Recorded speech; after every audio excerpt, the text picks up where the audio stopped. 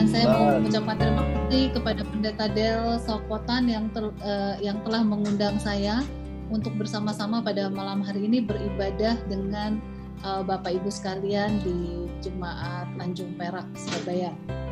Juga kepada seluruh anggota majelis dan juga seluruh anggota dari Jemaat Tanjung Perak, saya mengucapkan terima kasih.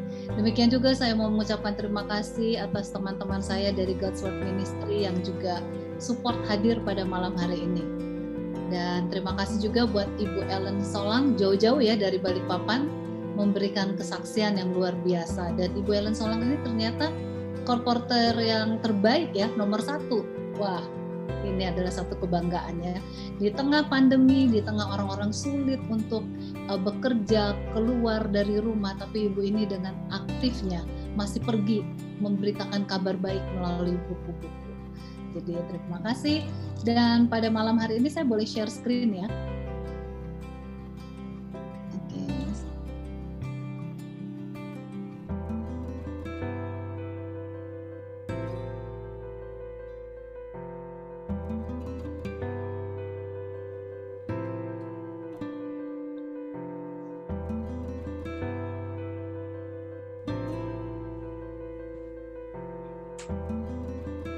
Sekarang jangan dong.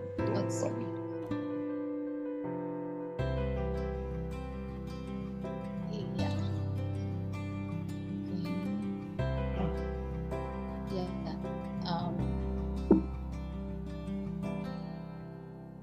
SEMAU. Baik. Ayat inti dari pelajaran kita pada malam hari ini kita ambil dari buku 1 Tesalonika 5. Ya. Tapi sebelumnya saya mau tanya dulu kepada kita semua di sini. Berapa orang di sini yang sudah berada di jemaat, bukan hanya di jemaat, maksudnya menjadi anggota Gereja Masihi Advent hari ke-7 yang mungkin sudah 80 tahun, ada nggak? 80 tahun di Gereja Masihi Advent hari ke-7. Ada ya Pendeta Del ya?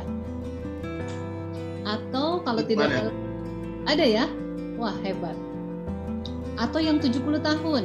Ada berapa orang yang 70 tahun ada di Gereja Masihi Advent hari ke-7?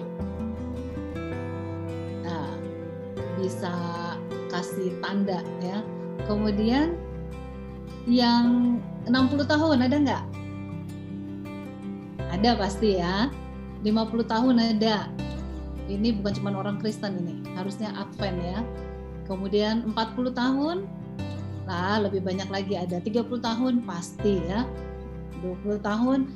Nah, setelah sudah menjadi Advent, menjadi orang Kristen selama bertahun-tahun ini, apa yang dilakukan saat ini? Apa yang kita lakukan khususnya pada masa pandemi seperti ini? Saudara-saudaraku, pada masa pandemi ini banyak orang sekarang beralih kepada Tuhan. Banyak orang yang tadinya di luar dengan kegiatan-kegiatan duniawi sekarang beralih. Dan bersyukur Tuhan itu selalu memberikan jalan keluar bagi umatnya. Jadi kalau masa pandemi mungkin orang jarang dengar firman Tuhan, tapi ketika di rumah jalan keluarnya apa? Kita sekarang menggunakan virtual ya. Ada Zoom, ada Google Meet, ada banyak cara yang Tuhan buat agar umat-umatnya tidak akan pernah jauh.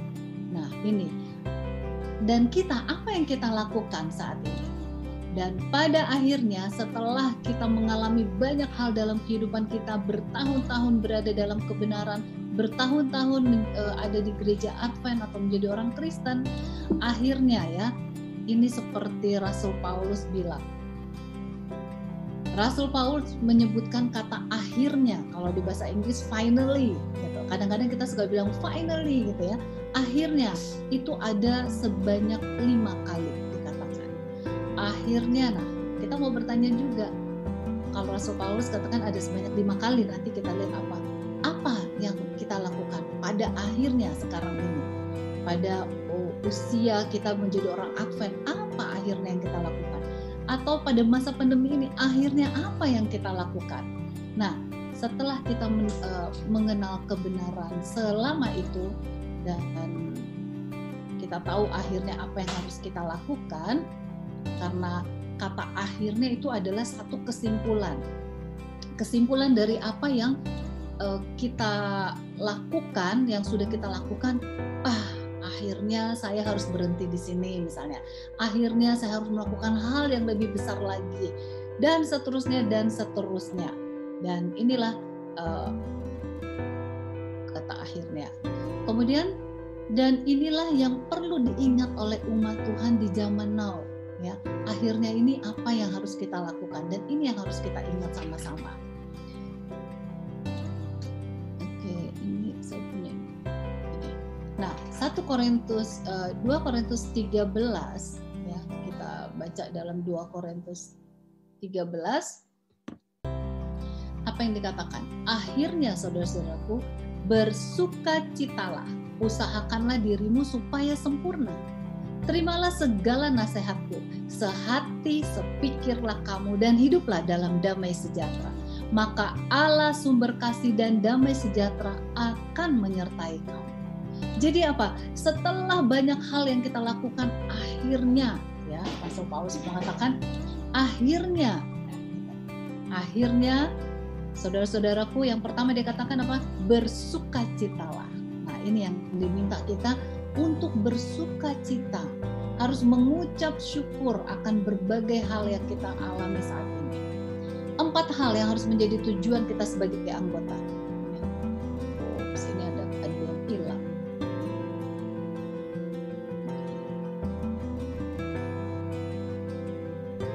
Ya, oke lah, kita lanjut ini dulu. Kita harus apa? Tadi ayatnya katakan kita harus jadi sempurna, jadi penghibur yang baik, harus sehati, sepikir, dan hidup damai. Nah, ini harus di dalam jemaat maupun di keluarga, inilah yang harus kita lakukan, menjadi sempurna, jadi penghibur yang baik, sehati, sepikir, dan hidup damai. Kemudian apa? Menjaga kehidupan spiritual kita harus menjadi kuat. Bagaimana caranya? Efesus 6 ayat 10 mengatakan, akhirnya hendaklah kamu kuat di dalam Tuhan, di dalam kekuatan kuasanya. Saudara-saudaraku, ada tadi dikatakan sehati sepikir. Ada gereja, ya, di gereja Presbyterian Church namanya, di Bermuda di Laut Atlantik. Itu gereja dibangun nggak selesai-selesai selama 150 tahun. Kenapa nggak selesai-selesai?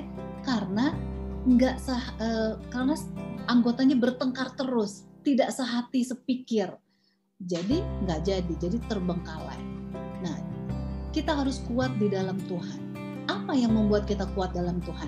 Efesus 6 ayat 11 mengatakan, kenakanlah seluruh perlengkapan senjata Allah supaya kamu dapat bertahan melawan tipu muslihat iblis. Nah, ini apa itu perlengkapan senjata Allah yang harus kita gunakan? Apa saja perlengkapan senjata Allah itu yang harus kita gunakan? Nah, ini kita punya gambar seperti tentara zaman Romawi, ya kan? Tentu kita sudah belajar banyak tentang perisai iman ini. Kita sudah belajar, kita harus menggunakan perisai iman ini bersama-sama. Ada apa? Perisai iman, ada berbaju sirahkan keadilan, berikat pinggangkan kebenaran. Kemudian apa? Pedang roh. Pedang roh itu apa? Yaitu firman Tuhan. Kemudian kita harus memiliki apa? Ketopong keselamatan. Dan mempunyai apa? Kaki yang berkasutkan kerelaan untuk memberitakan Injil damai sejahtera. Nanti boleh baca di rumah, Efesus 6 ayat 10 sampai 17. Jadi seluruh tubuh kita, seluruh apa yang kita miliki ini, mari kita manfaatkan untuk bisa menjadi alat Tuhan. Saudara-saudaraku, telinga kita, kalau saya suka bilang kalau saya sedang membawakan materi untuk mengajak orang untuk menginjil, telinga kita mari kita pakai untuk mendengarkan firman Tuhan. Melalui apa? Melalui radio, ya. Kita bawa orang-orang untuk mendengarkan firman Tuhan melalui radio. Mata kita bawa orang-orang untuk mendengarkan firman Tuhan melalui televisi misalnya dan sebagainya. Nah, apa sih manfaat dari senjata Allah ini atau perlengkapan rohani ini? Iya, yang pertama adalah kita harus tetap bertahan dalam pencobaan. Pencobaan saat ini sangat luar biasa. Tidak terlihat mungkin, tidak terdengar, tidak terbaca, tapi saudara-saudara, terjadi banyak pencobaan dalam kehidupan kita. Efesus 6 ayat 11 mengatakan, kenakanlah seluruh perlengkapan senjata Allah supaya kamu dapat bertahan melawan tipu muslihat iblis. Ini bertahan melawan tipu muslihat iblis. Iblis itu seperti apa? Seperti apa yang harus kita lakukan untuk bertahan dalam melawan tipu muslihat iblis? Rayuan-rayuan, penawaran-penawaran, ya kan? Dan juga ajaran-ajaran banyak dilakukan. Nah, saudara-saudara, kalau berbicara iblis, iblis itu bukan tidak menampakkan dirinya dengan hal yang menakutkan. Dia menampakkan dirinya dengan hal yang membuat kita terpesona. Jadi kita harus tetap bertahan karena pencobaan ini semakin. Sekarang ini dengan masalah adanya pandemi ini COVID, pencobaan itu bisa saja melalui apa? Ekonomi. Banyak orang yang tidak lagi mendapatkan pekerjaan. Banyak orang yang sudah di PHK. Itu semua adalah pencobaan-pencobaan yang harus kita lewati pada masa-masa seperti ini. Nah, ayat selanjutnya coba kita lihat. Kemudian apa? Yang kedua adalah tetap percaya kepada Tuhan Yesus. Kita harus percaya, apapun itu kita harus percaya kepada Tuhan. Kalau Tuhan sudah menuntun kita di masa yang lalu, kita percaya bahwa untuk masa ke depan, Tuhan pasti akan menuntun kita. Kita lihat Efesus 6 ayat 13. Sebab itu ambillah seluruh perlengkapan senjata Allah, supaya kamu dapat mengadakan perlawanan pada hari yang jahat itu, dan tetap berdiri sesudah kamu menyelesaikan segala sesuatu. Jadi kita harus tetap berdiri. Ini penting saudara-saudara. Karena kita percaya sama Tuhan, maka Tuhan akan memimpin kita. Tuhan akan menolong kita.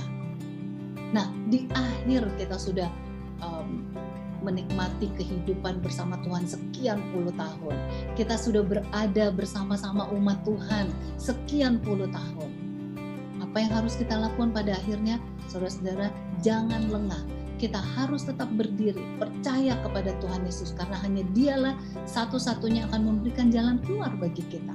Hanya Dialah satu-satunya yang memberikan perlindungan bagi kita. Hanya Dialah satu-satunya yang memberikan kita makanan, minuman, dan sebagainya. Kalau pada masa yang lalu Dia sudah melakukannya untuk orang banyak, maka kita harus percaya saat ini Dia juga akan melakukannya untuk kita. Nah, yang ketiga kita lihat, harus memiliki sukacita. Filipi 3 ayat 1 mengatakan, akhirnya saudara-saudaraku, bersukacitalah dalam Tuhan. Setelah kita menikmati kebersamaan dengan Tuhan puluhan tahun, bahkan mungkin ada yang baru 1 minggu ini menikmati bersama Tuhan, kita tetap harus menikmati. Kita percaya dan kita harus bersukacita, percaya akan kuasa Tuhan. Nah, bersukacita ini nggak banyak orang yang bisa. Karena apa? Karena kalau kita tidak percaya akan kuasa Tuhan, kalau kita tidak selalu mengucap syukur, maka sangat sulit kita memiliki yang namanya sukacita. Tapi apa? Tapi kita harus memiliki sukacita. Kemudian kita lihat ayat berikutnya. Sukacita itu tidak ditentukan oleh kesuksesan, keuangan, materi, atau posisi jabatan. Tapi sukacita itu ada di dalam Tuhan Yesus. Ada orang yang bilang, wah enak ya kalau lihat hidupnya, keuangannya banyak, hebat dia. Saya kalau jadi dia hebat. Saudara-saudara, saya berpikir waktu saya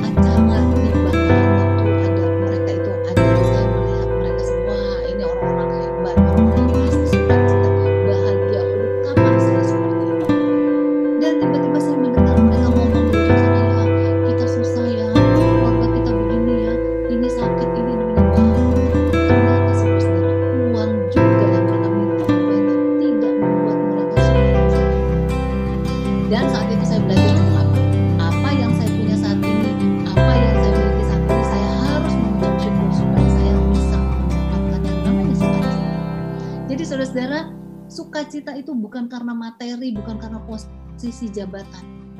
Banyak sekarang para menteri yang dalam keadaan stres. Mereka punya posisi, punya jabatan, tapi hidup mereka itu kurang sukacita. Nah, bagaimana biar kita memiliki sukacita? Tadi kita harus percaya kepada Tuhan, ya. Harus percaya akan kuasanya.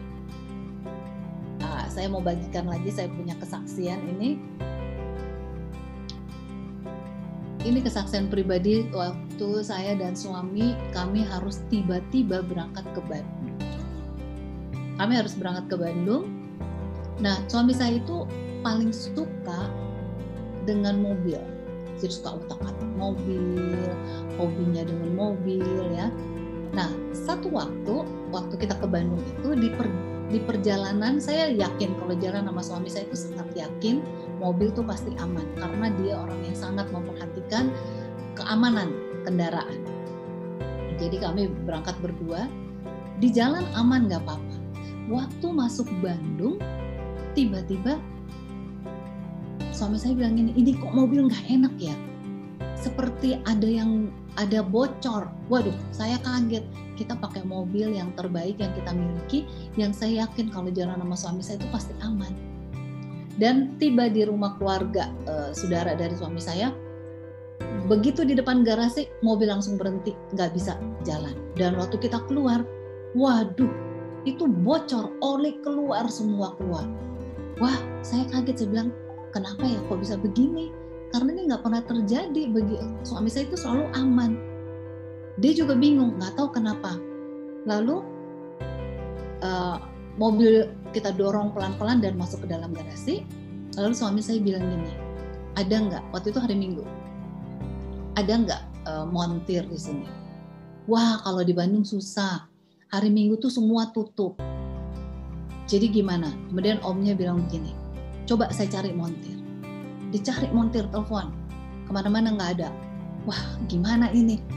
Oke lah, kalau begitu kita tinggalin mobil, kita cari taksi untuk kita punya perjalanan berikutnya. Dan ada om dari suami saya bilang gini, kita pinjamin mobil bawa pulang.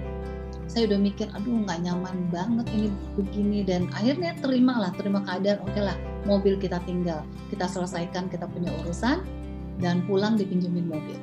Tapi om dari suami saya ini nggak putus asa cari montir. Lalu dia telepon salah satu montir yang akhirnya dia bilang, oke, saya bisa, saya datang sekarang. Datanglah orang itu. Datang, dia lihat, dia bilang, aduh, harus beli oli sekian liter. Cari toko di Bandung, nggak ada yang jualan oli. Lalu si montir ini bilang, saya punya langganan si engkau itu mungkin mau. Diteleponlah si engkau itu. Kok, wah saya udah di jalan pulang, saya nggak bisa balik lagi ke toko, udah tutup toko. Kok tolonglah. Wah nggak bisa, kata tokonya. Waduh, ini bagaimana ya? Kemudian untuk memperpendek cerita, akhirnya singkohnya mau ambil ke sini, dan cepat diambil pakai motor. Dan pendek cerita akhirnya diisi oli, dan akhirnya pendek cerita mobil itu bisa jadi ya, bisa jadi kami boleh bawa pulang mobil itu ke Jakarta. Nah, yang saya mau ceritakan di sini adalah waktu suami saya mau bertanya kepada montir ini, berapa saya harus bayar? Wah, terserah aja, Mang, terserah, katanya. Terserah. Dan suami saya siapkan uang, dia kasih ke montir ini, sekian, kalau kurang kasih tahu saya ya. Dia terima begini, dan dia bilang terima kasih, pasti cukup. Kami pulang ke Jakarta, dan kami heran, nggak pernah loh kejadian seperti ini. Begitu sampai di Jakarta, omnya telepon suami saya, dia bilang begini, om dari suami, itu montir bilang begini, Kang, katanya, pakai bahasa Sunda, tapi saya terjemahkan bahasa Indonesia karena saya nggak bisa bahasa Sunda. Terima kasih, katanya. Saya berdoa dari malam Minggu sampai pagi, sampai Bapak nelfon saya bahwa saya perlu uang untuk anak saya beli perlengkapan sekolah. anak saya udah minta, Pak besok sekolah saya nggak punya, dan uang ini sangat cukup dan lebih untuk membeli perlengkapan sekolah. Jadi ini doa saya, kata si volunteer. Wah, saya langsung kaget. Oh, wow, saya bilang, puji Tuhan, saya bilang gitu, kita bisa memberkati orang. Walaupun kita merasa tadinya, aduh Tuhan kok kami ada cobaan seperti ini dan kok kayaknya nggak mungkin mobil ini sampai harus rusak gitu. Besoknya suami saya dasar dia penasaran kenapa mobil ini bisa rusak begini. Dia pergi ke bengkel resmi dari mobil. Ditaruh di sana, diceritakanlah yang rusak begini. Kemudian ditinggal mobil. Suami saya pergi kerja, ditelepon sama montirnya, Pak ambil mobilnya. Oh kok cepet? Udah jadi. Ditanya apa, kenapa bisa begitu? Ini nggak pernah terjadi dengan mobil ini. Saya udah pegang puluhan mobil, nggak pernah terjadi kasus seperti ini. Dan ini nggak ada apa-apa, nggak ada kerusakan. Hah? Suami saya bingung. Lalu diceritakan ke saya, dan di situ hati saya terketuk. Saya benar-benar langsung ingat, oh Tuhan terima kasih, terima kasih. Ada orang yang berdoa memohon sesuatu dan Tuhan gunakan kita untuk menjadi alat Tuhan dalam menolong orang. Saya bilang sama suami saya, itu doa orang yang membutuhkan dan kita dipakai Tuhan untuk menolong orang itu pada saat itu. Kadang-kadang dalam kehidupan kita susah kita untuk mengucap syukur hal-hal yang tidak mengenakan kita. Boleh dong saya bilang, waduh sial banget ini begini, mobil rusak, dengan kata sial itu. Itu harus dijauhkan dari kita umat Tuhan. Apapun yang terjadi, baiklah baik. Praise the Lord, God is good. Itu harus kita katakan. Karena kita nggak tahu rencana Tuhan bagi kehidupan kita. Saya dikasih kesempatan untuk keadaan yang nggak enak, mobil rusak. Tapi ternyata apa? Luar biasa Tuhan itu masih memampukan kami untuk menjadi alatnya menolong orang lain. Jadi pelajarannya itu. Nah, saya kalau bersaksi senang. Banyak sekali kesaksian saya. Ini sekali dua saya sampaikan karena ini hal kesaksian yang sama ya. Waktu saya sedang ada di Colorado, di Denver, sepupu saya bilang, yuk jalan-jalan katanya. Waktu itu saya ada keperluan untuk menjemput anak saya pulang dari Tennessee. Sepupu saya undang untuk mampir ke Denver. Waktu kita pergi ke satu tempat, Seven Falls namanya, hujan deras sekali. Dan akhirnya kita nggak bisa masuk, kemudian dibilang, oke kita naik mobil aja, naik ke atas biar lihat aja pakai mobil. Sepupu saya bilang begini, heran tadi cuacanya bagus. Sekarang kenapa hujan deras begini ya? Terus saya bilang ini, iya ya, mungkin supaya kita nggak boleh masuk ke dalam, saya masih jokes gitu. Terus saya bilang, oke lah kita naik ke atas. Tapi di atas tuh tinggi sekali loh, nggak apa-apalah, paling nggak kita bisa lihat samar-samar. Dan entah kenapa sangat tidak menarik hujan deras begitu, sebetulnya kita naik mobil yang naik ke atas gitu, gunung gitu. Itu sangat nggak menarik. Tapi saya bilang, ayo kita naik. Kemudian sepupu saya dengan anak-anaknya bilang, oke lah kita ke sana, naik. Sampai di atas udah lihat nggak ada apa-apa, oke kita turun lagi karena petir agak ngeri juga dan hujan semakin deras. Ayo kita turun lagi pakai mobil. Sementara mobil turun, waktu naik saya tahu dong jaraknya dari yang awal naik ke atas itu, bawa mobil ada hampir setengah jam lah naik. Saya lihat ada wanita muda, dia mungkin jogging, tapi hujan sangat deras dan dia nggak bawa penutup kepala dan sebagainya. Dia lari jalan sambil lari-lari turun itu. Saya berpikir, wah itu jauh sekali kalau dia harus turun sampai di tempat di bawah itu. Terus saya bilang stop, coba ajak dia, panggil, kasihan. Kita stop, kita ajak, hujan deras sekali. Ayo mau nggak kita ke bawah turun naik? Oh praise the Lord, dia bilang. Kemudian kita pinggir, dia naik terus. Wow, sampai di bawah dia terus mengatakan, wow puji Tuhan, praise the Lord, puji Tuhan. Dan begitu sampai di bawah, di tempat parkiran biasa, di tempat kita harus masuk untuk restoran, beli tiket dan sebagainya, Saudara-saudara tahu apa yang terjadi? Hujan stop. Hujan stop, hujan berhenti. Orang itu bingung, dia bilang gini, "Hai guys," katanya, "oh kalian itu so nice, baik sekali. Saya nggak tahu saya jadi apa kalau saya hujan-hujanan tadi harus turun sejauh ini. Terima kasih." Terus kita pergi.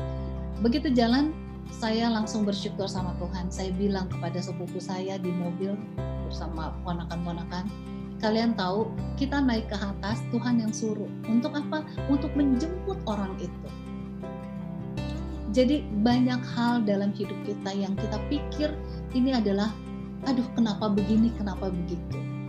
Mungkin juga COVID ini kita berpikir, aduh kenapa dengan adanya COVID ini membuat kita nggak bisa kemana-mana, tidak bisa belajar dan sebagainya. Tapi saudara-saudaraku, banyak rencana Tuhan yang kita nggak tahu dalam hidup kita. Kita harus bersyukur.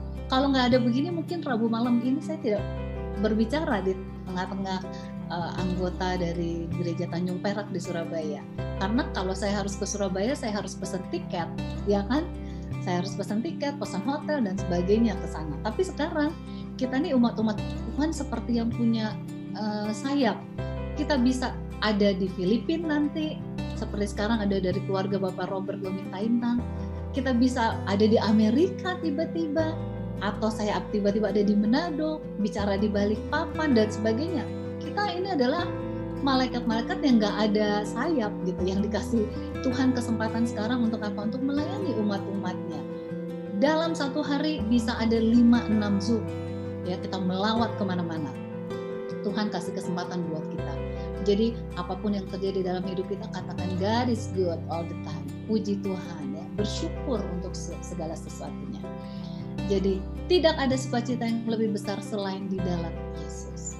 Kalau kita percaya Yesus, kita memiliki Yesus, kita sangat bersukacita, ya, bersukacita bersama-sama dengan Yesus dan umat Tuhan. 3 Yohanes 1 ayat 4 ini adalah juga ayat kesukaan saya. Bagiku tidak ada sukacita yang lebih hidup dalam kebenaran. Ini adalah sukacita dari seluruh orang tua, membawa anak-anaknya untuk mengenal Yesus, hidup dekat dengan Yesus. Inilah harta yang paling luar biasa, paling mengagumkan yang kita miliki dalam kehidupan kita. Kalau keluarga kita, anak-anak kita, suami istri semua hidup dalam kebenaran, hidup dekat dengan Yesus, hidup bersama-sama dengan Yesus. Jadi panggil, ajak keluarga kita untuk setiap hari hidup dekat dengan Yesus. Ya. Yang keempat adalah berpikir positif. Kita harus berpikir positif dalam kehidupan kita. Filipi 4 ayat 8. Ini yang Rasul Paulus bilang tadi kan, ya, ada 5 hal yang dia katakan akhirnya apa yang harus kita lakukan. Yang keempat ini akhirnya apa? Kita harus punya pikiran positif. Di zaman sekarang ini masa pandemi selalu digaung-gaungkan. Harus gembira, harus positif supaya sehat. Kenapa baru sekarang orang gaungkan itu? Firman Tuhan ini udah ada ribuan tahun. Bahkan resep untuk hidup kita sehat dikatakan dari apa? Hati yang gembira adalah obat yang mujarab. Dan saya pegang acara untuk Rumah Sakit Advent Bandung setiap Sabat sore. Makanya Pendeta Del minta saya Sabat sore, saya nggak bisa karena setiap Sabat sore saya pimpin acara di Rumah Sakit Advent Bandung. Itu adalah kebaktian bersama-sama dengan pasien-pasien COVID dan karyawan-karyawan Rumah Sakit Advent dan kesaksian dari mereka yang sudah sembuh. Dari semua yang sudah sembuh, kalau ditanya apa resepnya, dia katakan berpikir positif, harus gembira. Nah, saudara-saudara, ini kita harus berpikir positif. Filipi 4 ayat 8. Jadi akhirnya saudara-saudara, semua yang benar, semua yang mulia, semua yang adil, semua yang suci, semua yang manis, semua yang sedap didengar, semua yang disebut kebajikan dan patut dipuji, apa katanya? Pikirkanlah semuanya itu. Ini ayat mungkin orang-orang kita semua sudah hafal, ya, jadi satu ayat Al-Quran. banyak orang berpikir negatif tentang orang lain atau tentang kesalahan orang lain. Kita suka membicarakan, menjelek-jelekan orang lain. Maka kalau kita melakukan itu, maka tabiat kita akan ikut menjadi jelek. Ya, jadi harus lihat yang baik-baik. Nah, kalau di sini ayat ini, saya punya kesaksian tentang waktu saya melahirkan anak saya yang terakhir. Ini anak yang sangat dinanti-nantikan. Saya hamil di usia yang sudah 40. Wah, saya pikir ini harus dijaga kehamilan saya. Dengan cara apa? Saya harus sehat dan sebagainya. Dan saudara-saudara tahu apa yang saya lakukan? Kalau saya lihat majalah, saya lihat gambar bayi yang lucu-lucu, gambar bayi yang cakep-cakep. Kalau saya melihat apapun, saya nggak mau lihat yang jelek-jelek. Film saya yang lucu-lucu, yang bikin saya ketawa. Kemudian saya makan apel yang baik-baik. Saya nggak mau makan makanan yang aneh-aneh selain makanan sehat. Ngobrol, kalau ada orang sedang ngomong, aduh ini begini, saya pergi. Pokoknya saya nggak mau pikiran saya, kehidupan saya tercemar dengan hal negatif. Dan itu selama 9 bulan 10 hari saya terus lakukan. Waktu anak saya lahir, itu sesar saya melahirkan ya. Tiba-tiba besoknya, jadi habis pagi, kemudian sore, datanglah rombongan suster-suster. Mereka mau aplusan, jadi yang jam pertama, jam kedua datang ke kamar saya. Ibu, katanya mereka banyak rombongan. Ibu, kenapa kami mau aplus tapi kami mau tanya sama ibu. Ibu makan apa? Itu diapain bayinya? Saya kaget. Hah? Kenapa bayi saya? Itu bayi dikerumunin orang semua di kaca pada lihat bayinya paling putih sendiri. Tapi bukan itu, Bu. Ibu putih, jadi bayinya putih nggak apa-apa. Kami selalu kalau ada bayi lahir itu ada kerak-keraknya di badan. Tapi anak ibu nggak ada kotoran, nggak ada kerak sama sekali, bagus sekali. Ibu makan apa? Saya bingung. Makanan ya? Oh, saya suka apel. Saya bilang, saya makanan yang baik. Tapi saudara-saudara, saya percaya firman Tuhan. Saya lihat yang baik-baik, saya lihat yang bagus-bagus, saya dengar yang bagus-bagus. Tuhan kasih bayi saya itu bersih. Dan jadi pertanyaan orang banyak, itu yang paling penting. Kalau cuma bersih aja tapi orang lain nggak bertanya, nggak ada cerita ya. Tapi karena semua bertanya, kenapa kok bisa begini? Kami ini nggak pernah gitu memandikan bayi yang baru lahir yang bersih seperti ini. Jadi saudara, saya sangat bersuka cita untuk hal itu. Jadi berpikir positif ini harus kita lakukan dalam kehidupan kita. Yang suci, yang benar. Kalau ada orang datang kepada kita ngomong yang negatif, yang jelek, apalagi zaman pandemi ini, singkirkan. Jangan ikut campur dengan orang-orang yang akan melemahkan kita, melemahkan tubuh kita, melemahkan iman kita, ya. Karena masa pandemi ini kita harus menolong diri kita sendiri. Diri kita sendiri harus sehat. Bagaimana caranya? Ini salah satunya, kita harus berpikir yang positif, ya. Ini yang harus kita lakukan. Dan yang kelima adalah kita harus saling mendoakan.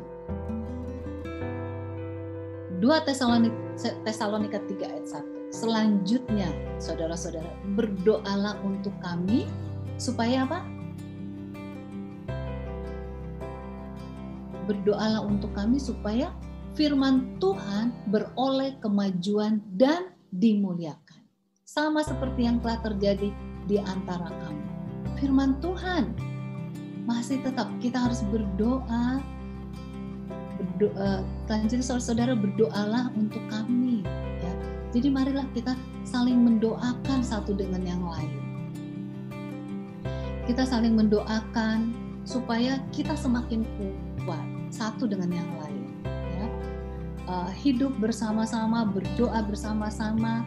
Saya punya acara seperti besok itu ada beberapa pelayanan untuk mendoakan orang lain. Kemudian dari God's Word Ministry kita bikin juga circle yang kita saling mendoakan bersama-sama. Kemudian waktunya sudah mau sudah larut. Kolose 4 ayat 2, bertekunlah dalam doa dan dalam pada itu berjaga-jagalah sambil mengucap syukur. Nah, ini penting bagi kita semua. Kita harus selalu bertekun berdoa ya. Kita harus berjaga-jaga untuk kehidupan kita ini. Karena pada akhirnya kita harus menang dalam pencobaan-pencobaan saat ini. Caranya apa? Caranya kita harus bertekun dalam doa. Kita harus bersama-sama dengan umat Tuhan yang selalu mau berdoa bersama-sama. Dan akhirnya saudara-saudara, kita semua sudah menerima kebenaran bahwa kita harus setia kepada Tuhan ya. Karena Allah sangat mengerti kebutuhan kita, Allah sangat peduli kepada kita. Yang pertama, jadilah sempurna. Jadilah penghibur yang baik, terima nasihat, kita harus sehati sepikir, kita harus hidup damai satu dengan yang lain. Jangan ada pertengkaran di antara kita. Bila waktunya tiba, kita berpikir bahwa di dunia ini maka kita akan berbahagia. Kalau kita pikir, wah kita sudah mau habis nih hidup ini di dunia ini. Tapi dengan memiliki ini semua maka kita akan berbahagia. Kita harus kuat di dalam Tuhan, selalu bersuka cita, selalu pikirkan hal-hal yang baik dan saling mendoakan. Ini pelajaran yang kita pelajari pada saat ini. Bila waktunya kita berpikir di dunia ini maka kita akan berbahagia. Maksudnya bila waktunya kita akan berakhir di dunia ini, kalau kita melakukan hal-hal tersebut, kita akan berbahagia. Selanjutnya 2 Timotius 4 ayat 7-8, aku telah mengakhiri pertandingan yang baik. Aku telah mencapai garis akhir dan aku telah memelihara iman. Sekarang telah tersedia bagiku mahkota kebenaran yang akan dikaruniakan kepadaku oleh Tuhan Hakim yang adil pada harinya, tetapi bukan hanya kepadaku, melainkan juga kepada semua orang yang merindukan kedatangan. Akhirnya saudara-saudara, finally, marilah kita menjadi saksi Tuhan. Menjadi saksi Tuhan dimanapun kita berada. Ada sebuah lagu yang saya sangat suka, yaitu hidup ini adalah kesempatan. Sebetulnya saya mau menyanyikan ini sama-sama, tapi waktunya sudah habis. Tapi hidup ini adalah satu kesempatan kita untuk melayani Tuhan bersama-sama. Kita semua pasti hafal lagu ini, marilah kita menyanyikan di dalam hati masing-masing ya, bahwa hidup kita harus menjadi berkat. Mari menginjil selagi kita masih kuat. Nah, saudara-saudaraku yang kasih dalam Tuhan Yesus, semasa kita masih kuat, semasa kita masih diberikan kesempatan kepada Tuhan, semasa kita masih memiliki waktu untuk mengambil keputusan bersama-sama dengan Tuhan, marilah kita melakukannya dalam kehidupan kita. Khususnya pada saat pandemi seperti ini. Ini adalah waktunya kita untuk mengambil keputusan setelah kita lama bersama-sama dengan Tuhan, setelah kita mempelajari banyak firman Tuhan. Sekaranglah waktunya kita ambil waktu bersama-sama dengan Tuhan dan ambil juga keputusan, Tuhan, saya mau menjadi saksi Tuhan. Tuhan, saya mau menginjil melalui apa? Melalui apa saja yang kita miliki saat ini. Kalau kita suka berdoa, doakan orang-orang. Kalau kita suka masak buat orang-orang yang kekurangan. Apa saja yang menjadi kemampuan kita, sekecil apapun itu, Tuhan akan pakai, Tuhan akan gunakan untuk kemuliaan nama Tuhan, untuk menjadi berkat bagi orang lain. Dan pastikan kita harus mengucap syukur dalam kehidupan kita selalu. Sehati sepikir, bersama-sama memajukan pekerjaan Tuhan melalui jemaat. Jemaat jangan bersusah hati karena pandemi ini, tidak bisa bertemu. Tapi marilah sehati sepikir. Pikirkan apa yang saya mau lakukan. Sekarang kita sudah menginjak di bulan Desember. Bulan terakhir di tahun 2020. Ayo pikirkan bersama-sama apa yang saya mau lakukan untuk tahun 2021. Buat yang luar biasa untuk pekerjaan Tuhan. Buat yang luar biasa untuk diri kita. Sehingga jika waktunya Tuhan memanggil kita beristirahat menantikan kedatangan Tuhan, maka kita akan bangkit. Tuhan akan jemput kita untuk naik ke surga. Dan apa yang kita sudah lakukan itu akan menjadi satu bau-bauan yang harum bagi kehidupan yang lainnya setelah kita. Kiranya Tuhan memberkati kita semua untuk tetap setia, untuk tetap semangat dalam pekerjaan Tuhan.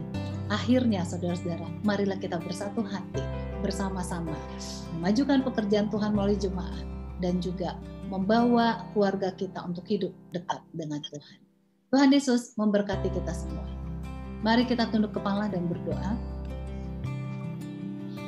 Bapa di surga, Bapa yang sungguh baik, terima kasih untuk firman-Mu pada malam hari ini. Mengingatkan kami untuk kami selalu penuh semangat, penuh sukacita, memperhatikan pekerjaan Tuhan, memperhatikan keluarga kami, dan memiliki hidup yang selalu siap sedia untuk kedatangan Tuhan yang kedua kali. Biarlah kami gunakan semua kehidupan kami gunakan tubuh kami ini dari mata, telinga, mulut, kaki, dan tangan, terlebih hati kami untuk memuliakan nama Tuhan. Berkatilah jemaat Tanjung Perak ini, Bapak. Berkati semua anggota dari yang muda sampai yang tua. Berkati gembala jemaat, pendeta Del Sompotan. Dan berkati kami semua yang hadir pada malam hari ini. Dan biarlah kami pada malam hari ini, pada saat ini, ketika kami memutuskan untuk hidup dekat dengan Tuhan, lebih setia kepada Tuhan, pakailah kami ya Tuhan. Biarlah hidup kami diperbarui, nama Tuhan ditinggikan. Ampuni kami Bapa dari segala dosa dan pelanggaran kami. Dalam nama Tuhan Yesus Juru Selamat, kami mau berdoa dan mengucap syukur. Amin.